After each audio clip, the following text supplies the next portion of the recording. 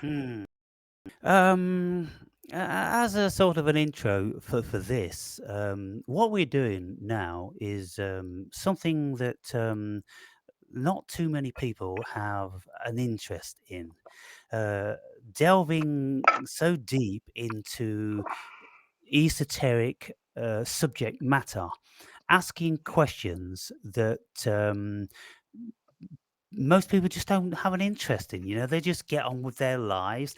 They're happy with the human being or not, but they don't question what the human being is or whether there's a God, what our purpose is in the cosmos, if anything, what is consciousness, what is love, are we real, and all these different sorts of things. But we do, and so that's what we're going to be doing here. And we've both got questions that we want to run by the other, because there's not too many people that we can have these conversations with. And so when we meet somebody that can actually think about and answer or shed some light on the questions that we pose, it's a very refreshing thing. And that I've cried out for years on my channel to get people to come forward to have this level of conversation, and very, very few people do for whatever reasons. And so I've got a whole string of questions. Uh, a 10, off the top of my head. And so you've read my book, and I've covered all of these subjects in my book. And so I'm looking now to see what your perspective is and what you thought of my perspective. Mhm. And so, first question: why hasn't consciousness as yet been discovered? And the reason why I ask this is a millionfold. But when we've got the best scientists on the planet, they are working with the Large Hadron Collider, smashing particles together to discover the nature of the universe and try to find the Higgs boson, which they have, by the way, the God particle. It was colloquially coined. Trying to find God in the quantum particles, and yet they completely um, omit to even address what their own consciousness is. And so, my question I would love to pose to these physicists that work at CERN is, why don't you concentrate on finding what consciousness is before you start looking at the God particle with $1 trillion large hadron colliders? Because it might just be that the thing that you're looking for God with is God. Right. So you want to know what the why consciousness has not been discovered by scientists, right? Yeah, and then what you think consciousness is. So here's the thing. I look at consciousness as I had a very scary experience. You get what I'm saying? Where the moment I became conscious, I felt like it wasn't me that was conscious. It was like foreign because I felt like I wasn't even there at the moment. So Right. in my way of explaining this is if you when you say how can like not you but I mean in general why how consciousness has not been discovered yet, it's more or less like are you aware of who and what is conscious? You get what I'm saying? Mm. Uh like I look at life, right? Somebody would say, is there any life in that individual, right? But life is a force that flows to and through you, but it just depends on your mental state. But you ever hear somebody say, man, I just did that and I didn't know I had that in me? You get what I'm saying? You're not Yeah. aware or consciously aware of that version of yourself or the fact that you're even really there. Like I'm conscious that I'm here in a vessel as a human. I'm being human right now. But that moment that point where you something else wakes up within you, it becomes kind of scary because you feel like you lost control, yet you're still conscious of something happening. You get what I'm saying? It's kind of like when we were talking about, that whole psychedelic trip. It's hard to kind of grasp into how you can perceive what actual consciousness is. So, like when somebody says they're trying to look for the God particle through science and whatnot, and I remember in one of the videos you said, well, look at how they're looking through it. They're using science as a vice to get them there. You get what I'm saying?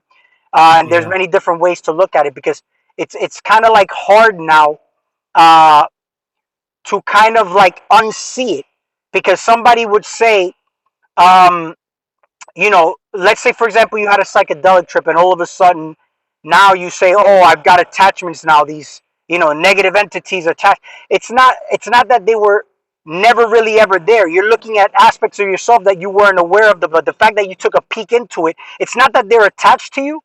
The way I'm looking at it is that you're aware of them now. You know what I'm saying? And when that fearful part is you not being able to look at them as something that's part of you and you can integrate it to have an awareness of you that's another version of you. I hope I'm making sense with it, because this is kind of like how I experienced a lot of how I've been looking at life in general. The life is neutral. Everything in nature, everything outside of me is neutral. I give the meaning of if something's evil, if something's good, if something's a positive or negative. It's just me. What vibratory state am I in that's going to give me the experience for life to express itself to and through me, as far as me saying I'm consciously aware of something now? I hope that I made sense with that. Yeah. Yeah, that's a very good point. Mm-hmm. It's kind of like life is a blank canvas Mm-hmm. until we give it color. And Mm-hmm. so I think that the question that I asked was in the wrong structure. Uh-huh. Instead of why haven't we discovered consciousness, it's the case of what actually is conscious, because we know we have consciousness, and we know we have varying Right. levels and degrees of it. And then when we take psychedelics, or we have an out of body experience, a near death experience, or many, many myriad of experiences, we have an additional facet to our consciousness, which then enables us to see broader and broader and broader. And then, you see, this is the whole thing about spiritually waking up. We wake up to spirits. We wake up to realize we are spirit. It is spirit. Everything is spirit. And there's a whole multitude of spirits partaking in each and every individual human experience. And this is why spirits, when we drink alcohol, they're called spirits, because they bring out a different variety of personality, which is the spirit, which you wouldn't know was there unless you drank that stuff, Yeah. to lesser or more degree.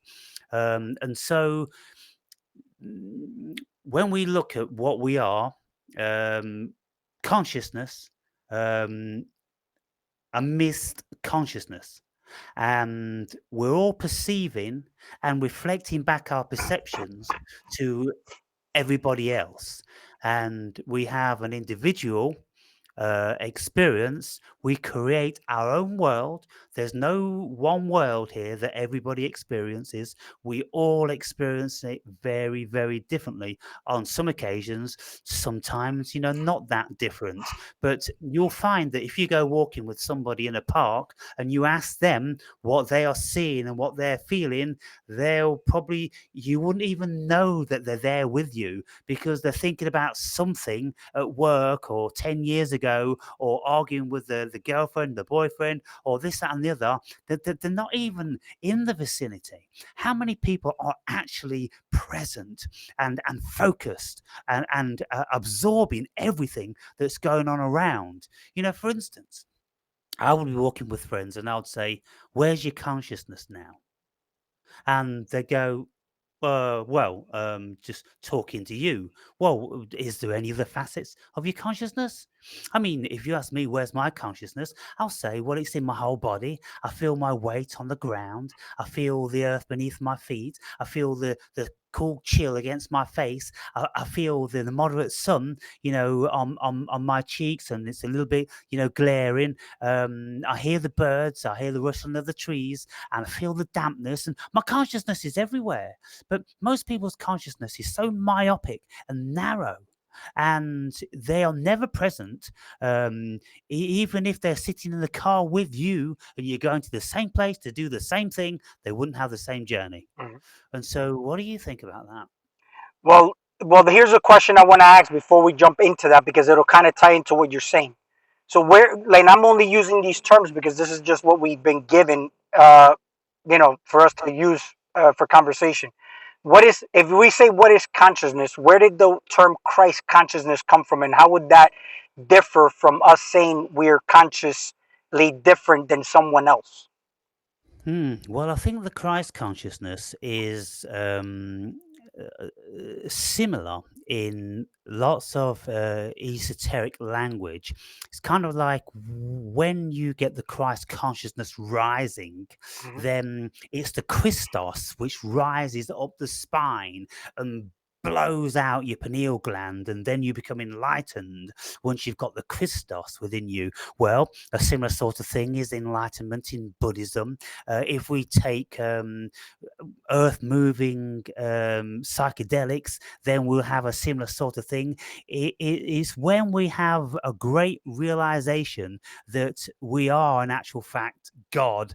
Um, or at least a facet of God, and we're not this being. The Christ consciousness is the consciousness which enables us to see vastly further than our myopic ego would be able to see. When we have Christ consciousness, we barely have an ego because everything's love and it's all beautiful and you see and feel the bigger picture. Whereas being a human being, it's all about seeing the small picture, keeping us small, because that's the only way we can experience being a human being. Because once we become enlightened, once the Christos or the Kundalini has risen, then all sorts of existential problems arise because this world is just Maya. We see it as complete and utter Maya. I am now, having had 300 psychedelic experiences and Hmm. out of body experiences and deep meditative experiences and then supernatural experiences. All of a sudden, now, well, I say all of a sudden, from when I started this journey 14 years ago, I am not that person. I don't even remember who that person was. I've got a faint memory of somebody, called Aaron years and years ago. But I'm just so far out there these days. And I don't believe anything is real, no more than you believe your dreams were real when you woke up from a dream. You see, the whole thing about spiritually waking up is when we wake up to being spirit, God consciousness, and this is all Maya. Well, how do you think that all these experiences you've had, let's say, and the things you've done as far as all the advancements you've made? I remember I've watched a few videos of yours where you put the knowledge you have, you know, you're basically above everyone else's regular, level of knowledge. You put yourself very high up above the average human. How do you think this benefits the planet overall? Is it How for do I? self-serving reasons, or do you think that there's also benefits to the collective outside of you? Oh, so when people think like I do, Hmm. okay, what's some sort of level of awakening or enlightenment? But what's the Uh, purpose of you being enlightened? Like, how would that benefit anybody else, or is it just for somebody to reach that state? What would be the benefits of it? Is it for self reasons, like for you to ascend, or is it for it? Does it affect the collective? Well, yes, it can only be in relation to the collective Hmm. because there isn't anything individual. We are not individual. We're all one. Everything's all one. Hmm. And so I was just reading a few excerpts what philosophers thought about Plato's allegory of the cave. Don't know whether you're familiar with Yeah, that. yeah, yeah. But yeah, okay. So when Plato was speaking about his allegory of the cave, he was basically saying that people are asleep and that they're very very reluctant to wake up.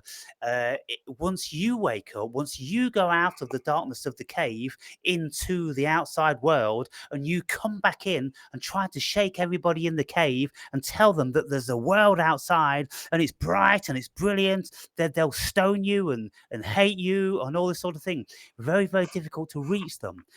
But Socrates, Plato, Aristotle, these sort of people, that there was, assuming that, well, once the light comes on in our consciousness, then we have to do whatever we can to share that, to enable others to awaken. And the whole philosophy in Buddhism that nobody will ascend forever until everybody is awoken.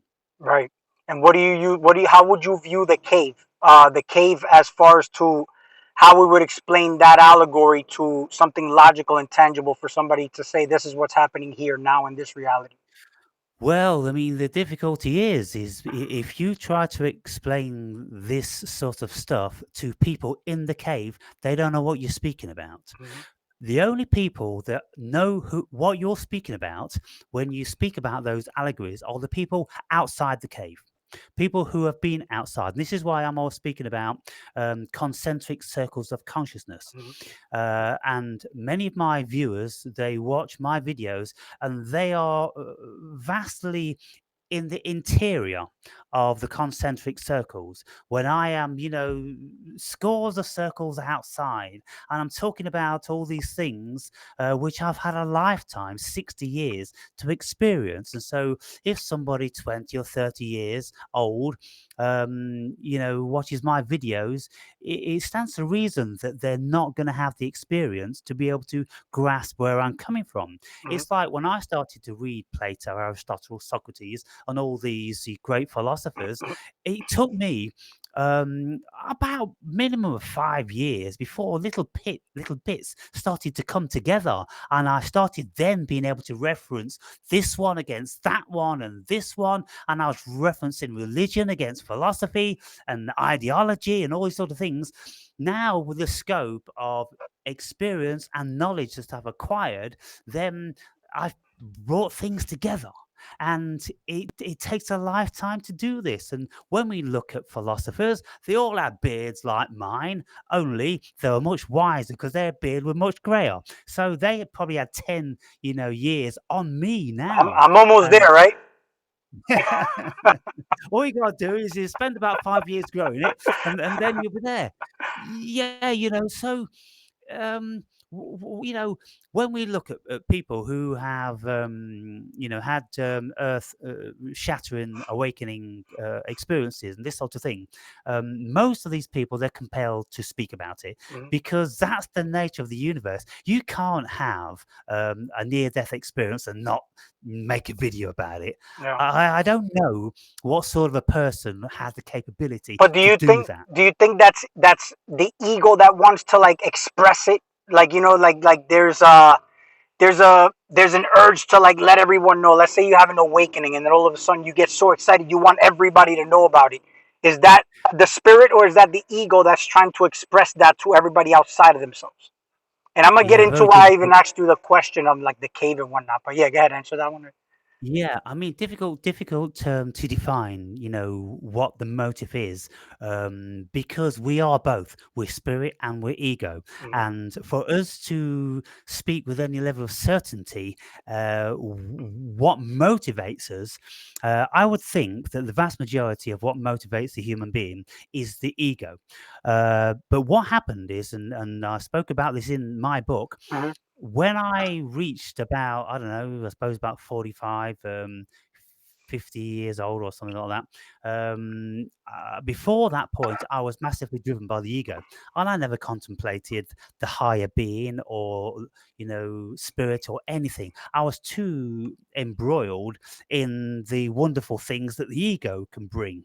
But then, when I had a massive traumatic experience which shook me to my core, it made me evaluate then what was valuable and important in my life, and all of that money and modicum of power and all the ego stuff, it meant nothing to me.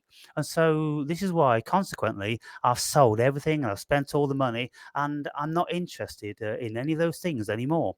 Mm-hmm. I'm interested in discovering more and more what the actual essence of what I am. All right, so What is the I? yeah. So I'll give you my points of view, and then because I know you asked me, and then I asked you questions, and then maybe now we can tie in to see what we find ground zero on. So when I asked you about the cave, I look at the cave as the body. You know what I'm saying? The body's a temple. Like that one, I look at us individually like a blood cell. You get what I'm saying? But let's say, for example, one blood cell in the body gets lit up. There's a viral contagion type of way. We want to use that term for like, to kind of put it into a mental picture to how it works. The same way one little pathogen can infect the whole body, it could be looked Yep. at in the opposite way. Because I'm very big on the Hermetic principles, the law of polarities, Uh, Yep. but when we look at it, where if, let's say, for example, I became enlightened, I don't really have to speak, more or less like somebody could just be very impactful just based on the of you being here on the planet, because I look at that blood cell like we're individual blood cells, but we're still part of one whole entire body. So when I look at consciousness and then I say Christ consciousness, you would have to literally go beyond this human vessel. So the body can only house a certain amount of mental capacity or a certain amount of consciousness, let's say. But let's say over just coming out of that, the real you, the real essence, or let's say the essence of God, which is what we are, we're compartmentalized into, let's say, one blood cell in a body. Let's say if you got out of that space and you now became the totality of consciousness of that whole entire body. I feel like that's how you impact the entire body, the entire planet, or let's say the entire cave, without really having to use words. The words are very limiting. They're also very artificial to some extent. They're very man made. It's hard to even put things into perspective using language, because people start to, they hear the word God, they hear consciousness, they hear Christ consciousness. It's just like it's all indoctrinations as to what they've heard throughout their life, that it's hard to kind of step outside that human level way of thinking. And you would have to actually come out of that human level way of thinking to even grasp what Christ consciousness is. Once you get a peak of that, it's hard to unsee it. Your life changes. You're kind of like, it becomes a lifestyle to some extent. Because I ask myself, what's the point of the shit that we're doing here? I don't believe, and all truth are none but half truths. That's why somebody who can say, oh, I know more than anybody else, or let's say I've kind of like grown above everybody else, there's still a limitation to that. And there's the law of opposites. You get what I'm saying?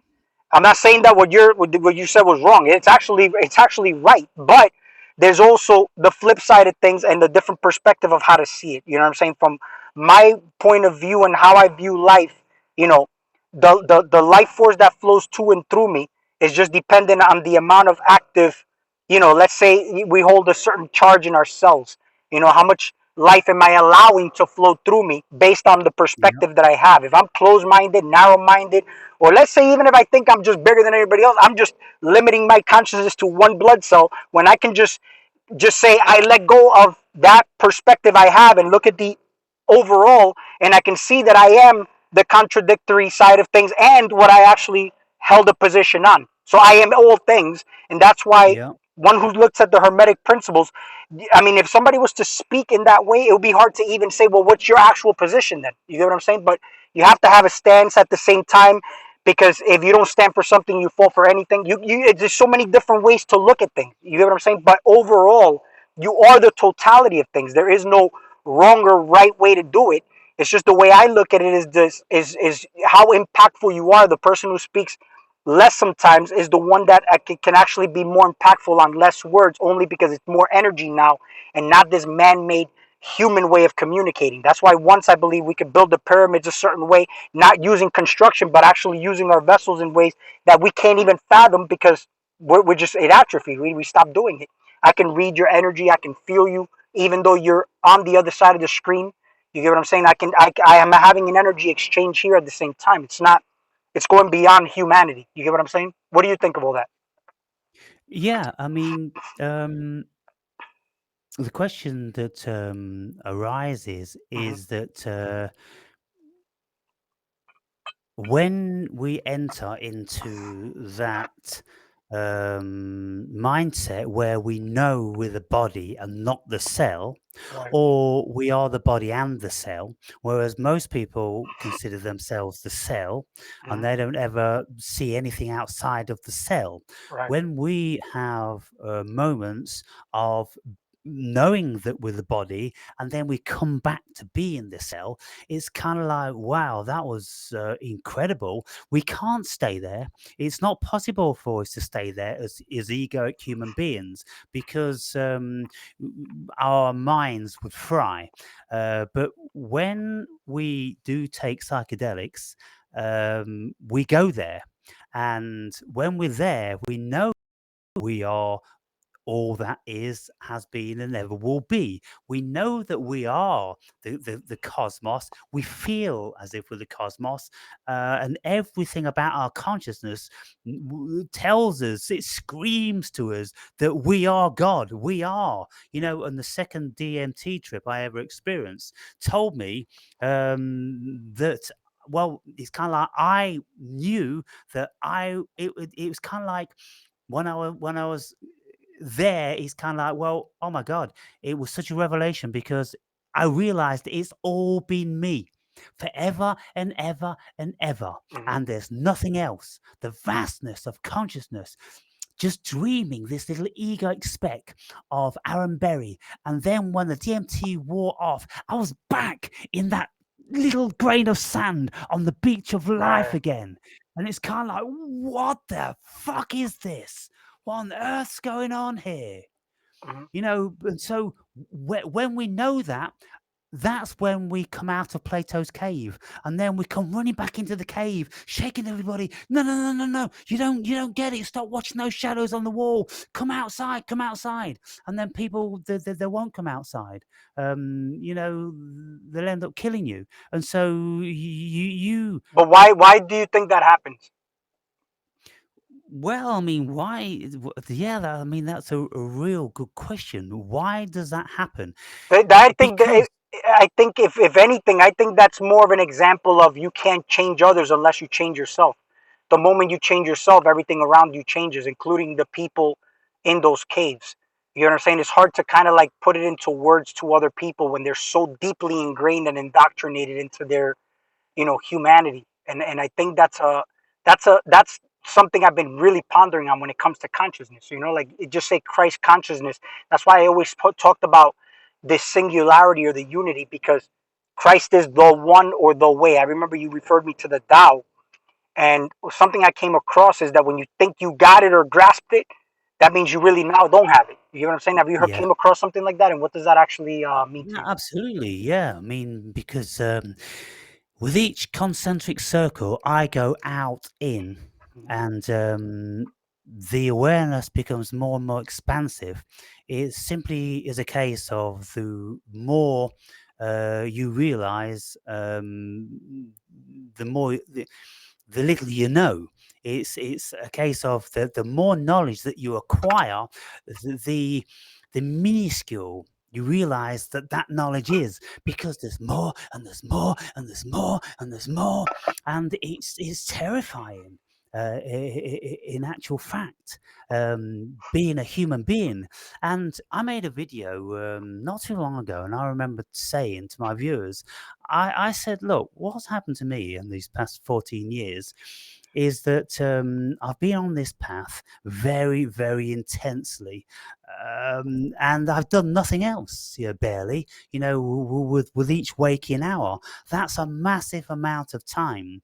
And there were times when I was in meditation and I would have these mantras that my consciousness is expanding, my perception and my insight and awareness is expanding, it's expanding, it's expanding.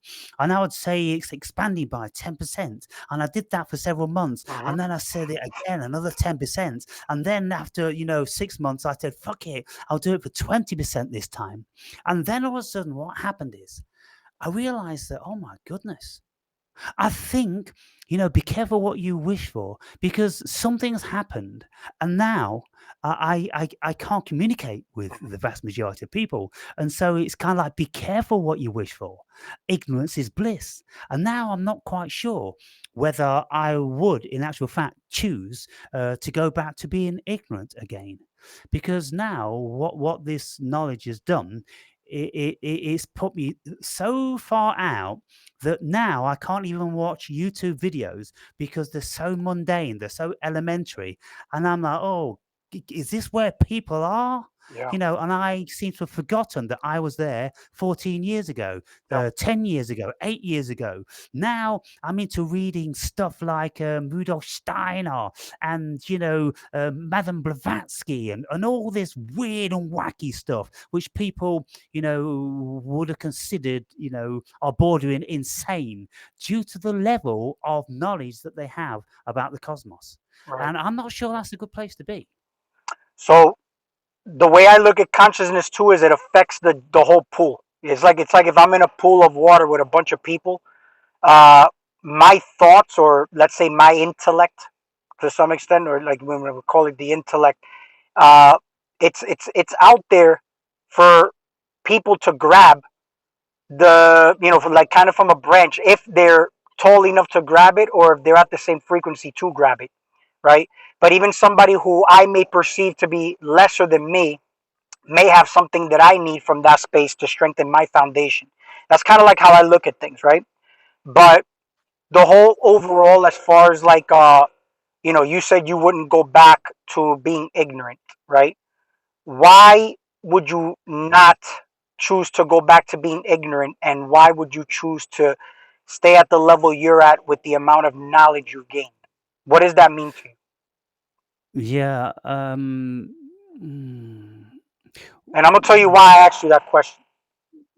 yeah. To go back, which of course is an impossibility. So therefore, it's going against the grain of the cosmic desire. Mhm. Um, it seems to me that that's what we're supposed to do here. We're Mhm. supposed to grow spiritually, and if we believe in reincarnation, then we come back and we come back and we come back for this specific reason. And many people years ago started to tell me that I was an old soul. Because from the very get go, when I was speaking from a place which was outside of my years. Outside of my experience. It's like, and this is why I've always maintained now that I'm channeling, because this stuff just comes to me. Um, but what I've done is, when I've been reading all the philosophy and spiritualism and all this sort of stuff, it's kind of like, oh yeah, yeah, that's it, that's it, that's it. But I kind of like already knew it. And there's a saying that we know everything, because if you take a DMT trip, and I'm pretty sure it doesn't matter who, most people are going to be going, "It was me. I'm everything. I'm God," because that's what it does to consciousness. It completely eradicates the ego. It just turns it off and brings you to that which you really are.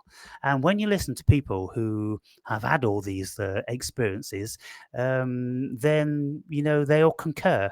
It's all a very very similar experience. We seem to enter the pool of consciousness from which we derived from. And so I just think I'm just living out what I'm supposed to do.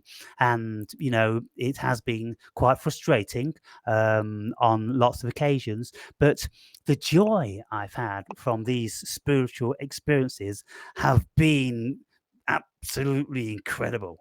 And Yeah. I wouldn't ever want not to have had any of those, you know? Do you I consider? think basically mm, Okay, what okay, I'm okay. what I'm learning to do, Ziggy,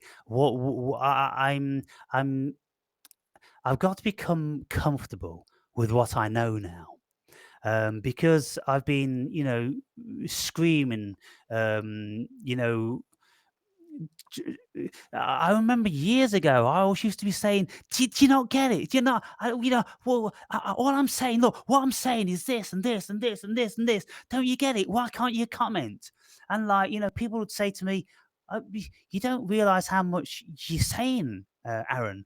And I'm like, well, I don't realize. No, I don't realize. You know, it just seems so elementary to me. And I'm almost at the point where I forgot, that I was very ego premised, because Yeah. it's been 14 years ago and I've traveled a massive, you know, distance and journey since then. And then the memory is becoming faint because I don't have any desire or anything that it necessitates to live in the past. I've completely thrown the past away. I don't see any of the friends I've ever had. I've moved on. If I was to see them today, we'd have absolutely nothing to talk about Hmm. because I'm not the person they knew, but they would be exactly the person that I knew. And that's the difference. And Yeah. that's what's shocking and so disappointing Hmm. about it. And that's why I can't go there. Yeah. And so, I have a channel like this, to speak to the world, to put it out there in the world and see who wants to come forward. And, the conversations that I enjoy are people who are very, very intellectual, and those people are far and few between. And so, what do you do? What do you do? Well, the only reason I ask this is because, I mean, do you consider yourself a high energy person or a low energy person? Oh, a high energy, yeah, very And you high and energy. you prefer to be high energy, right? Yep. Yeah. So I look at it like this: like when we talk about as within, so without, right? Uh, Energy, everything's energy, and it's just depending on what you value as far as that point of energy. I remember you just said just now in this conversation that you have no interest in even money.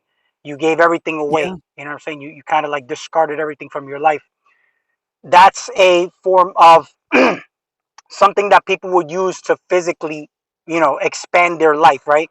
So like when we talk about life trying to express itself to and through you in the physical, that's a form of wealth that can basically get you to, let's say, travel to different places, let's say, just entertain the ego to some extent, but it's still energy. You know what I'm saying? That's why I asked you if you're high energy or low energy.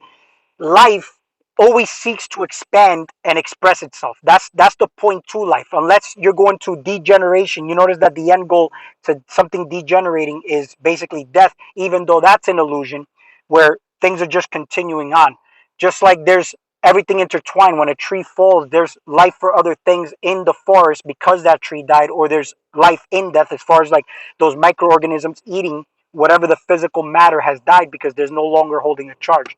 But the whole expansion part, like let's say the money part, holding on to the money, I feel like it's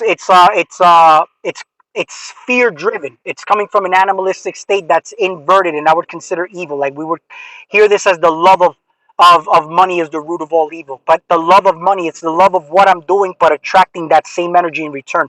How would one gain energy from the universe, or let's say energy spiritually? Right? You're meditating, you're basically letting go of the ego at that state where you're shutting everything off. There's something else that's being charged and being put attention to. But let's say money. If I love money, and yes, I do seek to expand in that territory as much as possible.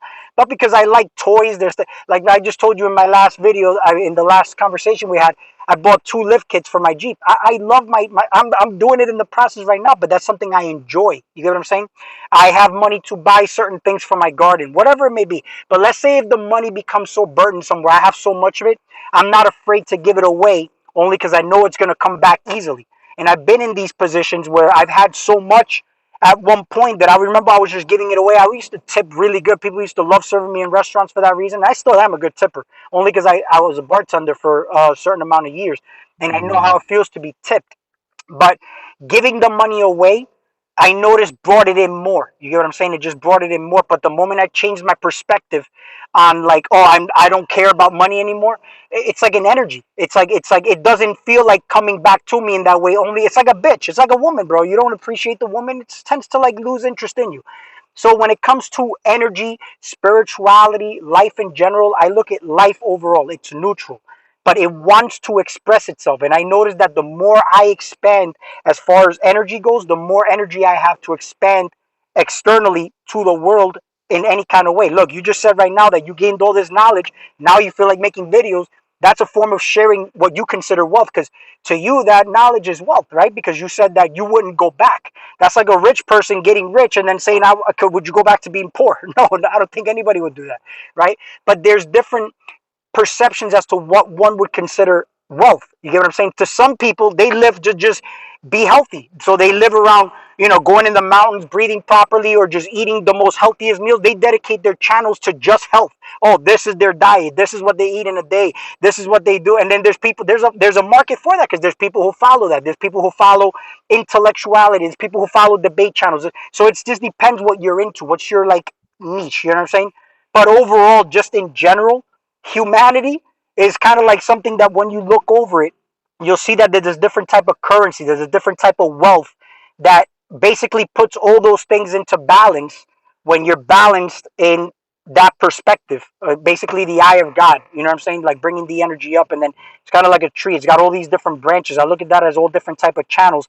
The sun hits the tree, but it brings all that down through the trunk, down to the root system. Everything's working together. You get what I'm saying? So I don't demonize the money part. I don't demonize like everything. Just comes and flows to you. We're alive, and the key is to be magnetic, but also know how to what you're pushing out. Right? That's the electrical part, the masculine part.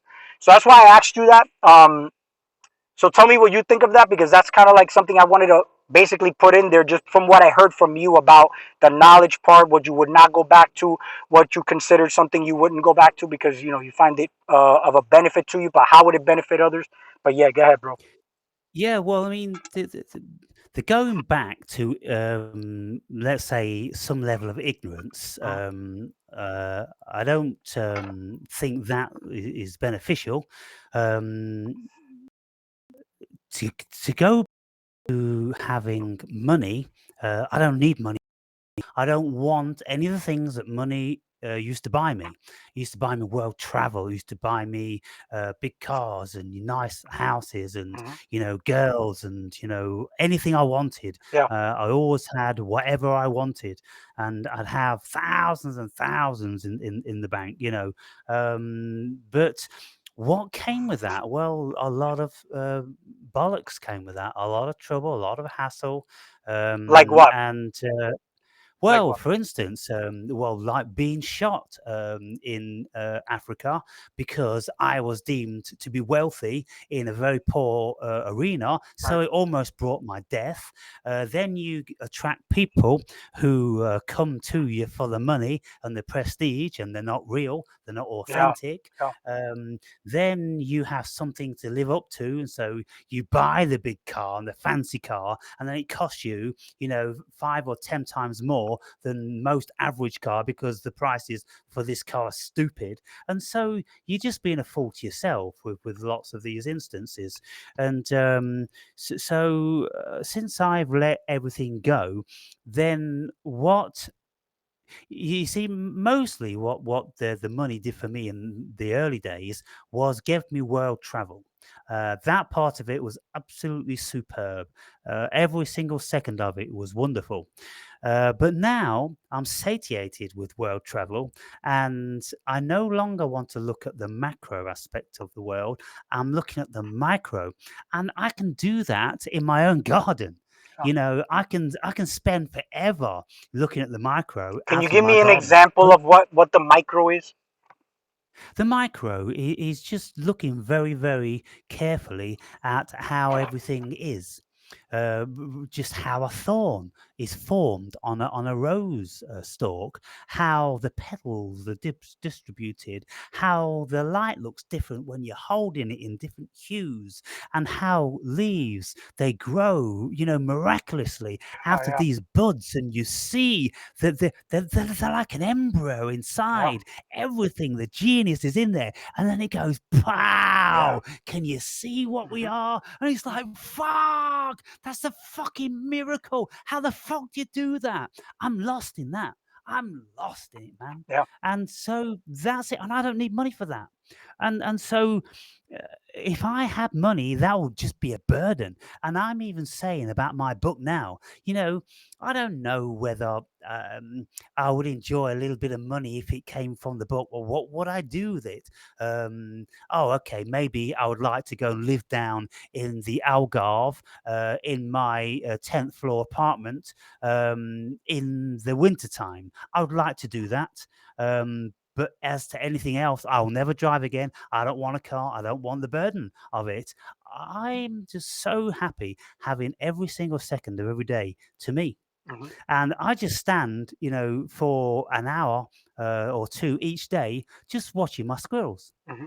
just watching the squirrels, Yeah. watching the attitude of the birds and the characters. And I get to know all of them, and I can almost name them all now because I know what they're all about. Yeah. And when I speak about my squirrel to other people, they go, "Really?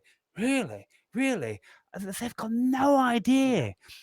I was never that ignorant. I always knew that squirrels are smart. I always knew that animals are very, very smart, smarter than most human beings. But when you tell, a so-called smart human being how smart squirrels are, they look at you in disbelief. It's kind of like, seeing that's believing it. It's kind of like, when I say my squirrel knows his name, and he comes, to me when I call his name when he can't even see me. He knows instantly who's his daddy. And then if I don't say anything, as soon as I walk in the garden, they know from the way I walk who it is. Yeah. There's a billion things just to get in tune to, and that's where I am. You know, I mean, I'm big on that because I actually I've got a couple of years already experience with praying mantises, bro, and I feel like they right. recognized my face. They knew who exactly I was. Yeah, because I remember I actually I pulled about 30 of them in my house when they were born in the middle of December a couple of years back, and I fed them. I took care of them until like the springtime, and they got really big like this. And I Right, let them loose right. out in the garden, and I could tell you, man, I can feel like every time I would be pruning my trees, they would look to the right and just see me, and I'm like, it's like they recognize who I was. I don't know why I felt that because I'm like, yo, you know who I am, you know who I am. It's the same praying mantises, and they lived in my garden the entire summer. Winter time came. Of course, I don't know whatever happened. They died off. I've got new praying mantises now that egg hatched in one of my rooms over here where I have the plants. But man, even to the smallest insects, I think there's like some form of intelligence that we take for granted, and we don't really ever realize it Yeah, until you're experiencing it. That's why I think it's powerful what you're doing, where you spend all this time in nature. Because I've got that experience where you're looking at the simplest things, all the simple, I have a seed and I'm like, wow, I can't believe this little seed. I remember I grew a cannabis tree and this little freaking seed and it just bloomed into this huge cannabis, tree. And it's like, I look at it, I'm like, I remember that shit was like, it was like a, a freaking little shit. And it's like, with the yeah. technology in there for it to just, the potential for it to just grow into something so big and produce so much bud. You get what I'm saying? It's like amazing to me. Well, it is. Everything's just so remarkable. Now, I mentioned that I wrote a small bit about it in the book, Mhm. and what happens to me now is that when I don't have any pressing engagements in Mhm. here, my mind is completely free and expansive and open for the universe to speak with me. And so, walking through the woods, I noticed just everything about me, from yards and yards and yards away. Um, but for instance, like walking in the woods on a rainy day or just after it's been raining, and that hanging from each leaf or twig or bud, there are in your close proximity that you could actually see them. And if you had binoculars, right, you could see them and you could hone in and you could see your reflection in Yeah. every single one of these raindrops hanging from leaves or buds. Yeah. Well, that's the universe looking at you. And when you go, I take a magnifying glass out into the woods and I go up to beads of rain hanging from a leaf and I'm looking at it like this, like Sherlock Holmes, and I can see me with my magnifying glass in that bead of rain. And that blows my mind. Mhm. I once had this meditation whereby I was in this dome with like 1,000 eyes, and they're all looking at me. Every single eye was all looking at me. And I'm like, well, that's what the cosmos is like to me. And I speak about loneliness and boredom in the book, and I proclaim that I've never had any of those. except for about 30 minutes loneliness when I thought I was going to die on Mount Kilimanjaro. Other than that, and then the chemicals start to seep out of your brain and tranquilize you into a state ready for death. Mhm. Very, very bizarre. And so that's how I'm spending my life now, and it has the greatest of meaning. And going out every single morning to feed my squirrel at dawn